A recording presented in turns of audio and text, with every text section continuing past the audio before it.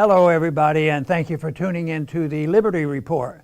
With us today is Daniel McAdams, our co-host. Daniel, good to see you. How are you this morning, Dr. Paul? I am doing well. I'm doing well. Yes. So's Pfizer. Oh, yeah, they're doing well. Pfizer's doing well, and so we have to talk about them. We like success. Yeah. You know, out there in the free enterprise system and providing good services to the people, and the people voting on the success of the company by buying what they produce. That's right. This is just a wonderful example. I better be careful. Somebody might listen to take this. a clip out of What's he that talking about? Ron Well, what Crony. we're really talking about is the ridiculous system that we have today.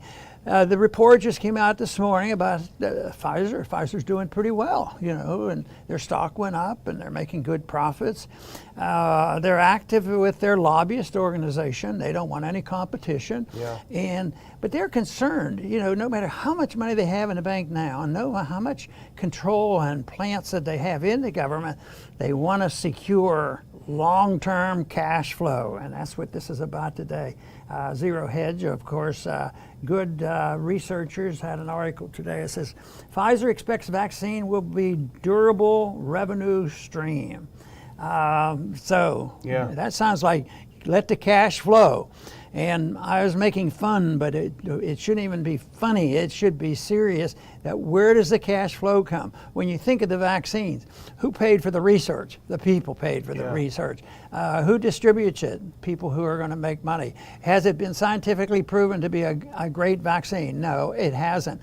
But it goes on and on of the benefit, and right now they want to make sure, but how can they do it? You know, they've given everybody shots. The epidemic, the pandemic doesn't exist, and they don't know what to do, so they have to create a problem. And this is so ironic. So their big thing now is to be able to get support behind giving children from 2 to 11 shots. Yeah. And they're liable to get it. You know, there are people, just last night I saw a TV program with grade school kids, 8 and 10 years old, still wearing masks in school and all this. So they want to be able to give these shots because it's so effective. What do you give shots to people who don't even get sick? Yeah. They say, oh no, there's essentially no side effects. But I tell you what, in that group, if you compare giving shots to all the kids and looking at the side effects, they'll have percentage-wise more side effects than the older people, you know, because they're more immune. But anyway, they're anxiously going to give that.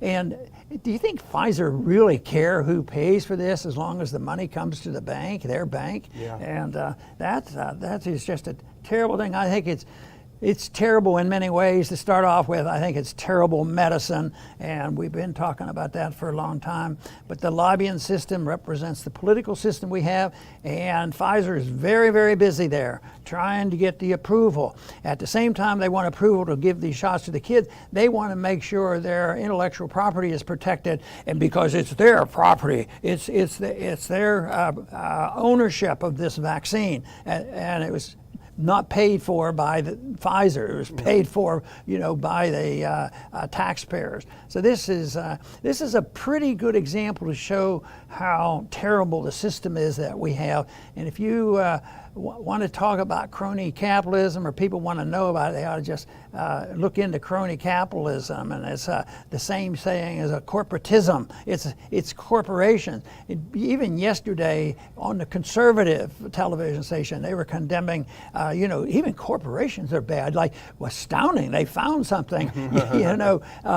But the corporation, you know, there's nothing that should be prohibited about that, but they should get nothing. No special privileges from the government. And this is what this is. This is corporatism at its worst, and it's big money, and they can be rather ruthless. They're not talking about $100 million or a couple $billion. They're talking about getting these appropriations of thousands and billions of dollars, even up into trillions of dollars, to keep this whole system going. And as you say, it was developed with public money, of course, U.S. government money, but also I think the German government with BioNTech put in a bunch of money. It's using a technology, the mRNA technology, that was patented by U.S. government-funded entities. So its roots are deeply into the public trough, yet somehow the leaves and the flowers on top, Right. the profits are privatized. But according to this article, as you say on Zero Hedge, and we appreciate their work on this, they're close to receiving emergency use permission for the 2 to 11-year-old kids, and they expect the 12 to 15-year-olds to get it by next week. This shot is on track to be their most profitable product ever out there on the line right now. But here's what they want to do, though. Here's what the future, this is why the durable revenue stream is important. They want to expand the use of the mRNA technology, which is still, as you say, experimental, i.e. not scientifically proven to be effective by definition. They want to use it and expand it into other things, other shots, the yearly flu shot and other things. And they also have floated the idea, you're going to love this, talk about guaranteed big money, yearly annual booster shots for the COVID. Even though viruses, they do die out, no. You got to go back every year and get that shot. There's another $20 for each person in the pocket of Pfizer. But Barack Obama reminded us this shot is free, so you shouldn't worry about it. And even some have predicted that it might be more than one single shot every year. Yeah. They might at the beginning, you need 3 shots. So this is the setup that they have, and unfortunately they're in a powerful position. But I think I read one place where Biden was a little bit uncertain on exactly what to do and what the rules should be, which means absolutely nothing, because where's the evidence that Democrats are much different than Republicans when it comes to crony capitalism? Yeah. And it's sort of like, it's interesting. There's 2 military-industrial complexes, the medical-industrial complex, and where are these drugs made and how many people involved? Well, the military is especially distributed to just about every state, but every state has something in there that distribution, and they get subsidies and they get payments and all this. So this is offered up as an enticement for people to join in, and that's exactly what people want to do. And I think I mentioned this the other day, but I had one individual libertarian say, I don't believe in it, I don't all this, back to this practicality. Yeah. But I got to do it. I'm going to lose my job and this sort of thing. So it's a real tragedy. And in the old days they might have wanted to do a little bit more testing on a vaccine like this, but why should people trust the testers? Yeah. They make them come out. They had the PCR test, and it's junk. and now it's discredited, and yet they're still using them. But that's what they're going to use for. Well, we'll change the number. Say, we can make anything we want come out. Give them a shot, and nobody gets the disease. Oh, well, when we had to prove that the pandemic was going to destroy the world, we'll run that test until kingdom comes, because we're going to find out everybody who might get it someday, and then they find out, and they're admitting it now. Even reputable people are saying they shouldn't even do more than 28 cycles, and yet they were doing up to 40 cycles, just searching and searching for evidence to get this whole operation going off the ground. And it's just so weird, because if our position has been, if you want to take the shot, it's up to you. But why is there billions of dollars in marketing and government pushing and Barack Obama pleading with us to go in there? It's just weird. If it was something that you really believe saved your life, you'd go get it, and you should go get it. Let's put up that first clip just to show you where we got it from, in case you want to go look at it for yourself. The data released by Pfizer, of course, this is in the article, shows that the shot is 100% effective at preventing serious symptoms of the disease. But what if kids don't get it anyway? Then how can you say it's 100% effective? And this is Exhibit A in our case. Let's look at this next one. And we put this up before, Dr. Paul. This is from the CDC, so you can't accuse us of anything. Kids from 0 to 17 years over the past year, 38,251 died from all causes. Kids 0 to 17, 38,000. Of those, children that are dying of COVID, 238. Just 238. And we don't know anything about serious comorbidities that may be at play here or what have you. So the question is, how can you measure that it's 100% successful if the data, CDC data itself says the kids aren't getting it. Kids aren't getting it. This whole thing, the side effects from the vaccine is what they should be more concerned about, but then they're in denial, or purposely so. It's perfectly safe and it's recited, but if you come up and suggest there may be a problem, then you're some type of a conspiracy person. So it's ongoing. More people are waking up. More people are resisting it, but there's still a lot of people who cannot buck the system at all. Sometimes it's because they're scared and they want to be sure that they're not going to get the disease, and they don't look into the side effect. And others do it just to save their job, going on. But this is terrible if they're willing to do this with kids. This is child abuse at its worst. We'll do it to the kids, and we'll see how they do, and we'll see if they need shot every 6 months, every year, or every 2 years, or whatever.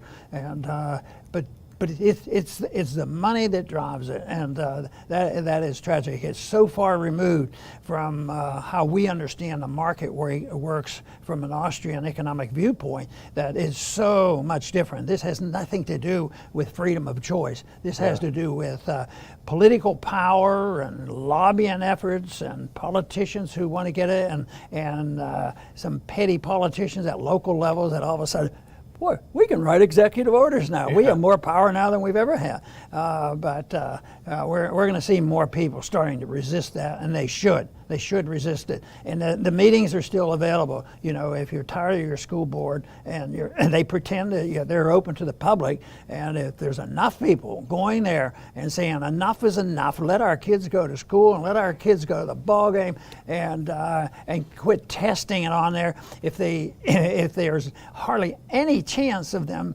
getting COVID, why are you really pushing this hard? And then they'll get to the point where, we're not going to force it. It'll be up to the parents. But then they'll intimidate the parents. And the parents will say, boy, I can't take a risk. What if I don't give them the shot and the kid gets sick?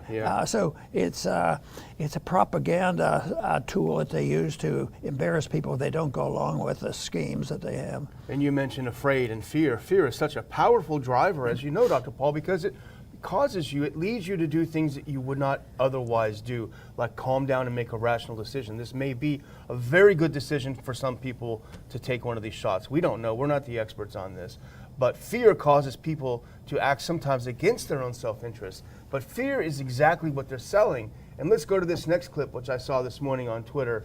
This is exactly how they use fear. Remember this? 34 days ago. This is March 29th. Breaking, CDC Director Rochelle Walensky warns that she feels, quote, impending doom with COVID case trajectory. Quote, right now I'm scared. 34 days ago, and if you look at the chart in the U.S., and I don't have it here, if you look at it, here's what COVID did in this 34 days that she's terrified. It went like this. And there are some places, the lockdown states, where it's not going down as quickly. But so you wonder, how is it that the state and the so-called private companies like Pfizer seem to be in such perfect harmony? Well, put up that additional clip that I sent later back there. Here's one suggestion I might make to say why they work so well together and so closely together, seemingly in harmony. If we have that additional clip. Look at this, open secrets. They looked into how much Pfizer spends on lobbying. Here's what they spent in 2019. $11 million. It doesn't sound like a lot, especially when you're talking about billions and billions of dollars in revenue. That's a pretty good investment. I would put a couple of dollars into a scheme like that, right? No, I think so. But it is to me amazing how universal this sentiment is, how they can galvanize people into this fear.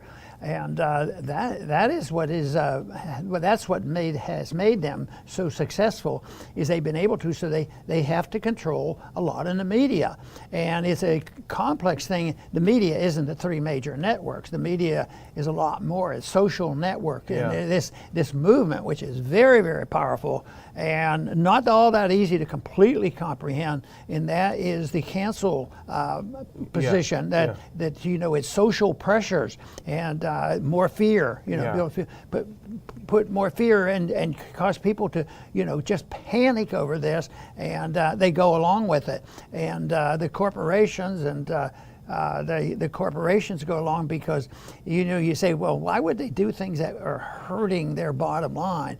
Well, my suspicion is, and I'll be talking more about this later, is that that the penalty can come through finances. How they deal with their banks and their politicians and their regulatory system.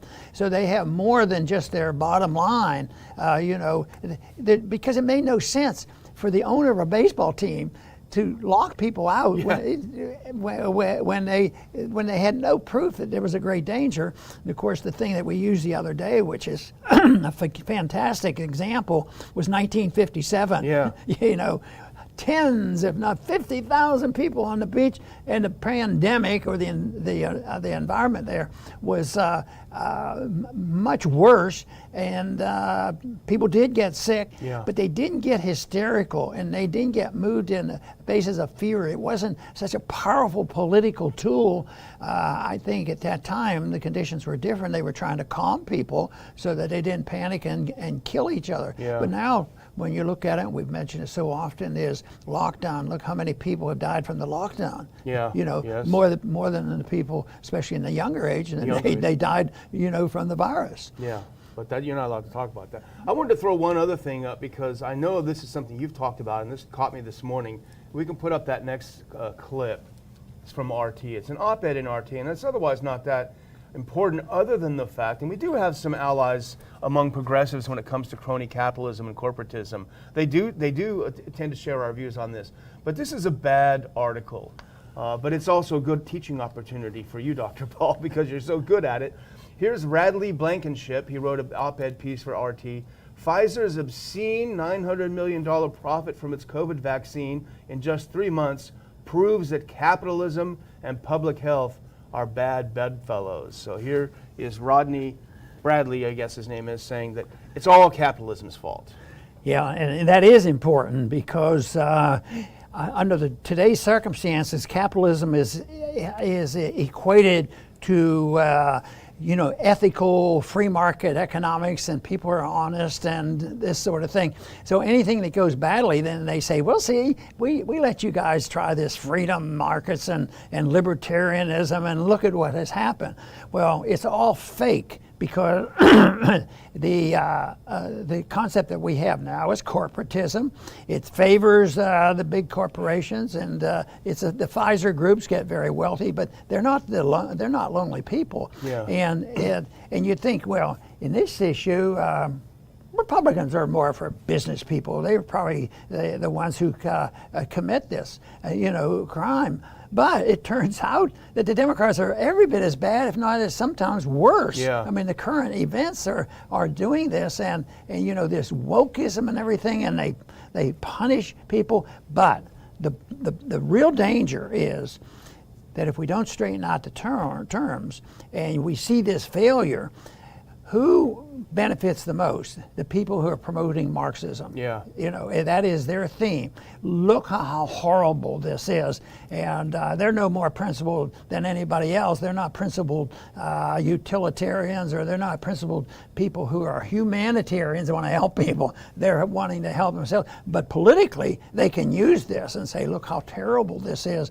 And it gives freedom a bad reputation. And our goal, of course, here is to sort all this out and let people know, what a free market is really like, and why it is beneficial to individuals and the people who produce. And there's only one thing in a free society where you really emphasize pure democracy, and that's when you spend your money. It used to be said, every penny you spend is a vote for or against a product. Yeah. But now what happens if a company does poorly, like when they have a pandemic or something, the people who get bailed out are the ones who had the most inept business. But in a free market, the consumer is very powerful. It's not labor unions, it's not profiteers in corporation. The consumer should be king, and they should be able to have free choices completely and totally. And of course, neither side, whether it's labor or business, they shouldn't have any special benefits. Well, here's a tip to Bradley. You wrote this piece, and anyone who read it, go to Mises.org, MISES.org, and learn a little bit about economics, and then get back to us. Well, here's the question: Why are we seemingly so lily-livered now compared to 1957? Why is it we are so weak and terrified? And I would suggest it's kind of the everyone gets a trophy mentality, where you're not allowed to have anyone unequal. If anyone's a little better than someone else, you got to smash him down. And if anyone is just not good at something, you got to raise him up. It's like when I tried to play basketball when I was in junior high, the coach said, this sport really probably isn't for you, because I was short. Yeah, I think it is part of the system. I think culturally we moved in that direction. The progressives are like this, and they pretend they care about everybody and everything has to be perfectly equal. But I think there's one other factor, and I've talked about it before, and that is the country's in a stage of bankruptcy that they don't admit to. Yeah. It's a financial bankruptcy, and people are further behind on what they're doing, and their finances are shakier than they'll admit because, well, we had a bad year, but I did better than ever. I kept getting these checks from the government. It was magic. So, and it won't cost anything. So it sort of got padded over. But I think deep down inside, people know there's something seriously wrong, with the economic system. Because there was a statistic out, I think even this morning, that when you look at the unemployment, and they say, oh, everything's doing better, the markets are up and everything, but they're nowhere close to where things were before the so-called pandemic hit. So this is also, I think people are very disgusted. There are still some people who are very attuned to moral standards, and they have ethical and spiritual beliefs. And it was said that this was a powerful weapon or effort in this country, and the founders understood it and said that is what is necessary to maintain order. But I think it's very evident when you look at this crazy stuff going on and how they're treating the kids, and you don't even know, you might get if you say he and she, you might lose your job or something. I mean, the whole thing is crazy. So people are they don't have any foundation. I think they're upset about this and they're more fearful. But I think this stuff that I'm talking about is suppressed. Yeah. They suppress the financial because there's so much bailing out. But eventually the bailout is a total bust because all the bailout is coming from borrowed money. Yeah. And when the borrowed money is there and monetized, eventually prices go up. We've already started talking about prices are going up, and that means incomes are going down. But people aren't going to look at it and say, "Oh, my income just went down 10% last year." Yeah. They don't say that. Yeah. Why didn't they raise my salary 10%? Yeah. They say there's not enough money here, so the government should send me more money, and that's essentially what they've done last year. But I think subtly, the people know exactly that we have a moral crisis and we have a financial crisis, and they're just limping along, and it leads to confusion, and they're easily enticed to being very fearful because in some ways they ought to have a little bit of fear, but it has to be a little bit, done on some common sense. Yeah. I mean, we don't need to be overly fearful about coronavirus and go nuts over that versus being concerned about the ethical and moral and economic standards that we have and the type of policies we have in Washington. I think Republicans and Democrats are guilty of so much, but people don't trust the government anymore. In a way, that's good, but it's also fearful. So in spite of these problems going on, I think deep down inside there's a lot of concern about what next year will be like. Yeah, I was just reading that the soaring lumber prices are adding $35,000 to the cost of a house. So but that's not inflation. Right. Well, here's part of the other reason I think why we've got so many problems. Just put up this next clip. Talk about this really quick. We're getting close to our closing time, but put up this next one if you can. This is from Reason Magazine. We got it by way of Zero Hedge. In the name of equity, California will discourage students who are gifted at math. I know that sounds crazy. It sounds like something out of the film Idiocracy, but it's actually true. And let's look at this next clip. I pulled a couple of clips out of it, Dr. Paul, to look at. This is part of California's suggested program on mathematics. All students deserve powerful mathematics. We reject ideas of natural gifts and talents. That's one bullet point in the framework. The belief that we treat everyone the same is insufficient. Active efforts in mathematics teaching are required in order to counter the cultural forces that have led to and continue to perpetuate current equalities. So that means if you're not good at math, it's not your fault. It's not, you don't have some problems with your aptitude. It's actually the fault of the kids who are smarter at math. And it's as I say, it's not out of idiocracy. It's real. This is destined to be very destructive. And I always start thinking about what's their motivation? Why are they doing this? Do they do this because they're leaders of the country and they have authority now and they're just really stupid and shouldn't be telling other people how to live? Or is there a conspiracy that, that we would like to bring this system down? And I think there's some of each of that. There are some people who think that the system ought to come down because then if we believe in a pure economic socialist system, that we'll be able to do it if we can bring it crashing down.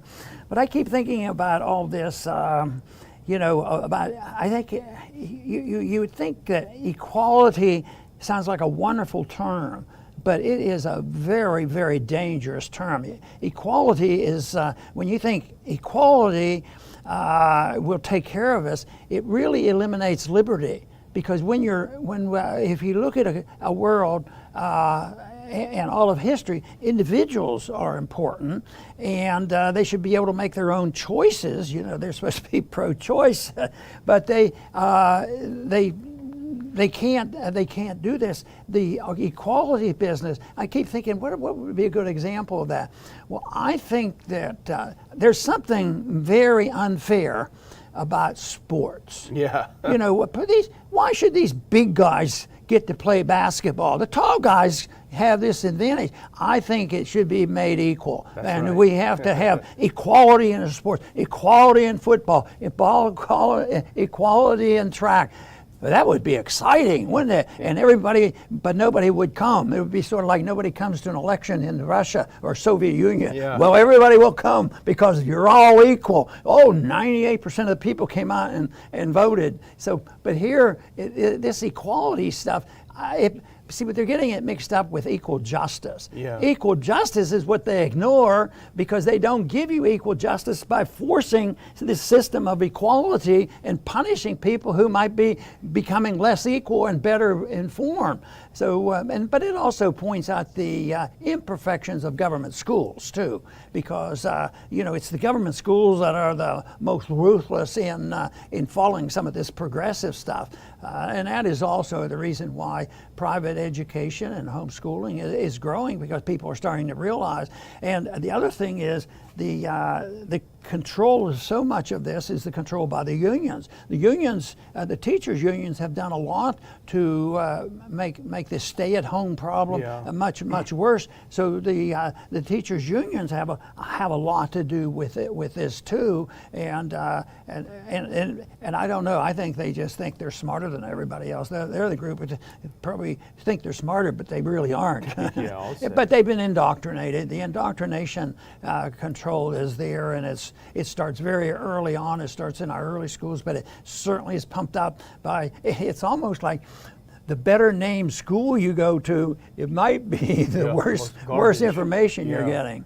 Yeah, the other thing that this California framework about mathematics says is that the smarter, the brighter kids in mathematics shouldn't take calculus in 12th grade, because it's not fair to the other ones who are not at that level, which is insane, because I took calculus in 12th grade because there was literally nothing else for me to take. I'd taken everything to that point, and actually it was very helpful because it showed me that although I was pretty advanced at school, math was not my thing, because I didn't excel. I learned a lot from it, but I didn't excel, and it led me to a wiser career choice than mathematics. But the other part of this framework is full of this social justice garbage. And let's put up this next clip if we can. I'll just read a little bit from this one because it's a long clip. This is from the Reason article. The entire second chapter of the framework is a mathematics framework, is about connecting math to social justice concepts like bias and racism. Here's a quote from it. Teachers can support discussions that center mathematical reasoning rather than issues of status and bias by intentionally defining what it means to do and learn mathematics together in ways that include and highlight the languages, identities, and practices of historically marginalized communities. What that means in English is if these guys are successful, bridges and buildings are going to start falling down because people aren't going to study real math, they're going to study social justice math, and we're going to end up in that scene in Idiocracy where the shot pulls out and you see the entire city has collapsed because nobody knows how to keep it up because we've lost the ability to keep it up. This is where we're heading, and it's not even funny. Yeah, it's horrible. But this whole idea that math, they've decided it's racist. Racist. Now, that is weird. Well, it is. You know, those people that we helped out from Vietnam, they come over here and they always excel in math. You know, they become engineers and all these things. And then they wonder why we're less competitive. You know, it's never any of responsibility on ourselves. Individuals to advance have to be honest with themselves and admit what they can and can't do and admit when they come up short. But a country, if you do that, you're unpatriotic. You say, where do we come up short? But we are coming up short on competing, you know, let's say with China. And it never can be because of maybe some of this nonsense going on. Well, you know, yes, China has some problems, and they're more socialistic and more sympathetic to communism. But what about if they're communists? They shouldn't be doing so well. But what we do is we punish the people who might compete with them. Then they say, "Well, it's all their fault." Of course, it's all China's fault because they have all our money because we sent it to them and took their stuff. You know, so it's people don't want to look at it in a more honest fashion. And the one thing that I'm aware of, and I try to watch it because people don't want to have our country, their country, badmouthed. But I think there's been so many good things. If you look at our entire history, you know, there's some very good things. Just because we've drifted away doesn't mean we're bad-mouthing them. But if we're starting wars that we don't need to start, and if we're have a monetary system that wasn't part of our history, I mean, there's so many things that were very good in our history. But now they say that if you do that, I ran across this when I talked about foreign policy, you know, at one time. Oh, you're un-American, you're unpatriotic, you hate the military and all this kind of stuff. So I think the most we can do, if anybody else has ever faced this type of thing, you know, all you have to do is do your best to tell the truth and try to convert people and try to persuade people to move in the direction of a society that's based on liberty. Yes. Well, I'm going to close out with an example of both hypocrisy and pandemic theater. And this is the Bidens went to visit the Carters. I think it was yesterday. And the Carters, President Carter made some big mistakes as president. We know that. And one of them was having Brzezinski as his national security advisor. But I think everyone would agree that in his retirement, he's actually made a huge difference in favor of peace and helping impoverished people. And he's probably the best ex-president that we've had. But the Bidens stopped in for a visit. They went out to Georgia. And let's put on this clip. This is a tweet that someone noticed and pointed out. It's very, very important, I think. Inside, near the elderly, no masks. And you can't see that whole picture. It's cropped, but there's Joe and Mrs. Carter, and then there's Jill and Mr. Carter, President Carter. And then on the right, same trip. You can see the outfits the same. Inside, near the elderly, no masks. Outside, near no one, masks. So when they know that they're going to be photographed in the open, they put those masks on, even though they were near anyone. And the first pictures were released by the Carter Center. That was when they were inside, right next to elderly people. Put those masks on. You know, they might see our program and they might think they should apologize for making that mistake. I think they will. Just a careless mistake. I'm sure they will. I want to close by emphasizing what I think the purpose of government ought to be, because we're told that the sole purpose by the progressives is equality. Everybody has to be equal. But I proved the point that doesn't make any sense, because if you did that in athletics would be pretty boring. Nobody would participate. They'd have to do it in in the underground economy in order to play your sports and find out who can run the fastest. So, but anyway, what is the purpose? If you're not fighting for equality, everybody wants equality. It should be equality, equal justice, equality under justice. The justice system had to be equal for everybody, and that will take care of a lot of problems. It won't solve all the problems because man is imperfect. But I think the goal of government should not be, and never was in our early history, the goal of our government is not the goal of the Constitution. It's not democracy. It's not perfect equality. Any of these things. The main goal of the Constitution was intended to be the promotion of liberty for all individuals equally, and it was very imperfect at the beginning of our founding. But actually, the emphasis on liberty has advanced, but it always comes up short. But this whole thing, I think we're backtracking a bit now when we say, well, we want perfect equality. Everybody has the same thing of everything. Well, that's sort of treating people like they're cows in a field. Yes, we're going to treat you equally. We're going to put you in this fence, and everybody gets the same amount of food. And then when you're fat and lazy, then we're going to butcher you. And that's what happens if you do that, and you become fearful. And then the bureaucrats and the politicians can come along, and you're scared to death because you've been so used to being fed on time. You say, well, whatever you do, we'll do what you want. But you know, when the slaughter comes, and right now, I think that's what we should be concerned about, because the slaughter is the total destruction of our liberty, and it comes along with the destruction of the economy. So I want to thank all our viewers today for tuning in, and please come back to the Liberty Report soon.